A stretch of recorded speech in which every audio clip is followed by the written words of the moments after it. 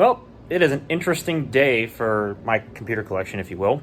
I just got rid of my Pentium D systems, and you might be thinking to yourself, woo! Well, in return, because this was actually a trade deal I did, I ended up with another system that's, well, debatable as to its worthfulness, but at least it's more powerful. So I guess we'll get into it here.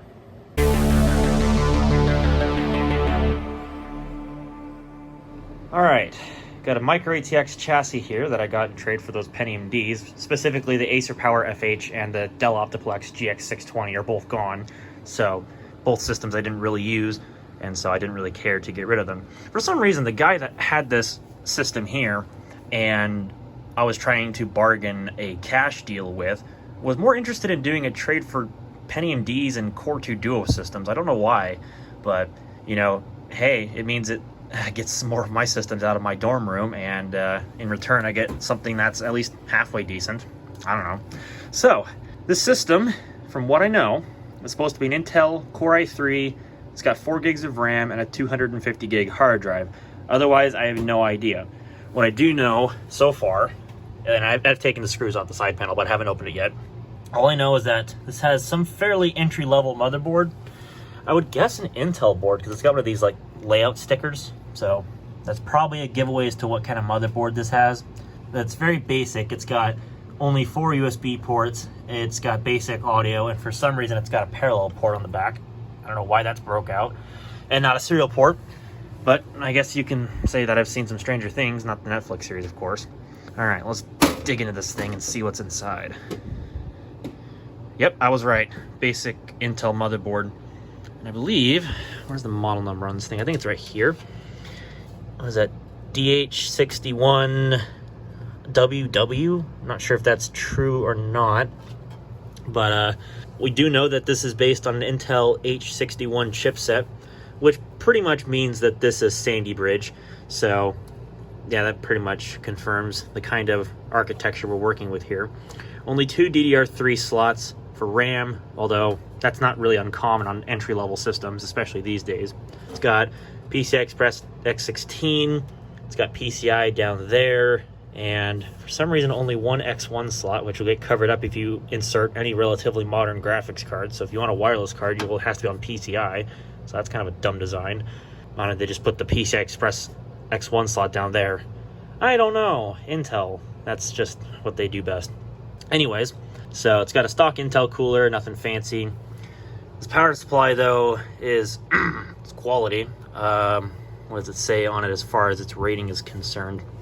I read up here it said something about 300 watts max, but unless there's something else that mentions what this is, I'm going to roll with the fact that this is a 300 watt power supply. So probably for an office computer that would be fine, but I can't imagine that if this power supply was with this case that it's very good. So that's probably something that's gonna probably get booted if I were to keep this thing rather long term. But what I will say though is that it appears to have 2 free Molex connectors on the rails. So at least you could plug in a graphics card with a 6-pin power on it. Not that you would really want to do that with a power supply of questionable quality, but you could, I guess. It's got a couple different fan headers that are on the board, and interestingly, not a lot of front USB headers too. I'm not even getting that on the camera. Yeah. Oh yeah, that was right. DH61WW. I didn't even see that down there. Anyways, yeah, basic Intel motherboard. It should support what you would need it to do though, so that should be fine. Hard drive is right here. It's one of them slimline Seagate 250 gig SATA hard drives, nothing crazy, but again, it should work. And you got a basic 80 millimeter case fan there as well. So, other than the optical drive, that's really all there is to say about what is inside of this case. The case itself is not too fantastic. It looks decent. Power switch is there, reset switch is there, and hard drive light and power light right there. I suppose that this would have room for extra drives if you used a different motherboard, but I couldn't tell you for sure. What I'm likely going to do with this case, now that I've figured out the power supply actually has SATA power connectors on it, I might go toe-to-toe and swap this out with another Intel motherboard that's actually a first-gen core, and maybe that'll stick around in that in this system. I'm not sure. Could make for a fun comparison, but it's got an i5 650 in it, and it's a nicer motherboard. It's got 4 DDR3 slots, and the case that it's in, the power supply fan, is just done. So yeah, that's nice. So this might make for a decent step up for that system. I just have to get a different case badge, but I don't know, maybe the i3 board will stick around in this system since it's got that nice Intel motherboard label here on the bottom of the case. I don't know, I'll think about it. I mean, this might be the permanent home for it, but not for the moment. You know, I might have some fun with putting other boards inside of here and trying them out. Anyways, you can probably tell I'm putting off turning this thing on, and that's definitely true.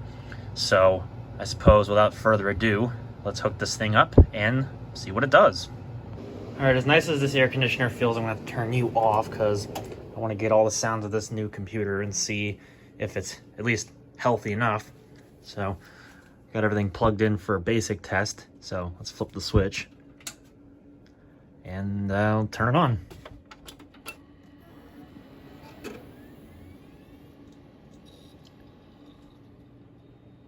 It's actually pretty quiet, I'll give it that, which is good.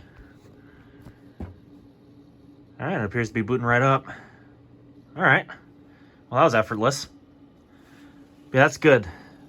All the fans appear to be quiet, because that'll be nice if I ever want to do something with this computer in the future that requires it to stay on, which I doubt, because, you know, what are you going to do with a Core i3-2100 these days?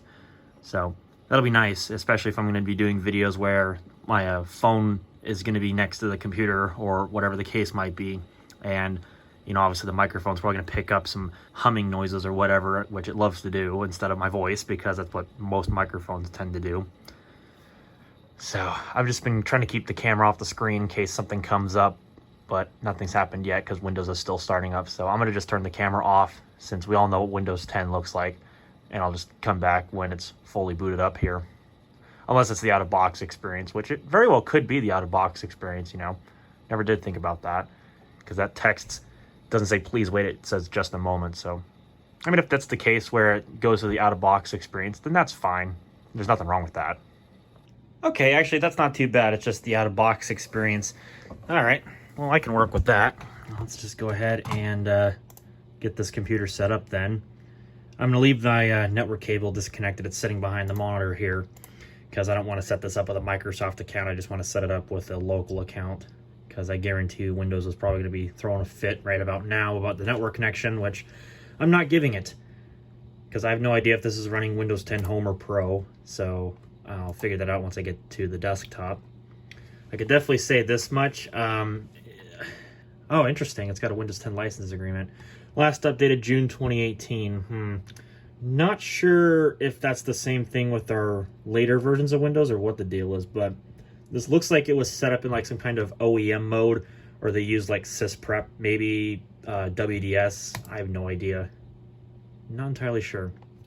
Either way, I'm just going to set this up as just admin with no password, just because, again, I want to get to the desktop quicker. Leave the default, turn off Cortana, and then off, off, off, off, and off. I can definitely tell you this much, though. It's not 2004, because 2004 would have had the privacy settings first and foremost. So this is either 1903 or 1909 or something like that. Maybe as far back as 1809. I won't know because I didn't see a desktop picture of this, so anything goes. Either way, it really doesn't matter, because if I'm going to do anything serious with this, obviously I'll probably, depending on what's on this thing, I don't know, probably do my own install. But it looks like it's vanilla, so it should be fine. Welcome to the new Microsoft Edge, a fast, safe, and productive web browser that works for you. Really. It's almost as if it replaces the other version of Edge. And I'm not going to sign in because I don't have an internet connection, for one thing. So, okay, here we are. All right, let me go into the Windows system properties here, and let's confirm if I was correct on the version number of Windows. Oh, well, I wasn't completely wrong. We're on Windows 10 Pro 1909, and I was correct. Core i3-2100, 4 gigs of RAM. Okay. Well, at least everything lines up for that part anyways. It's definitely not on the most up-to-date version of Windows 10, but 1909 is still supported, so hey, fair enough. All right, 250 gig hard drive, of course. So yeah, it looks like everything checks out with this system, and it appears to be working rather well. So I really can't complain, especially considering that this is going to be more powerful than the two Pentium D systems I had combined, and it'll certainly use a hell of a lot less power. And it's more modern because it uses DDR3 RAM. So overall, I mean, I know the case isn't my most favorite, and the motherboard is admittedly very low end. I wouldn't call it like cheap, even though it probably is cheap, but you know, Intel made some good boards back in the day. So I would say overall, that's a win. I mean, what more can I say, really? I mean, it's a working computer, and it's certainly more powerful. So yeah, I'll say that's a win in my books. The only thing I hate about this case is those stupid breakaway slot blanks. Why do case makers do that?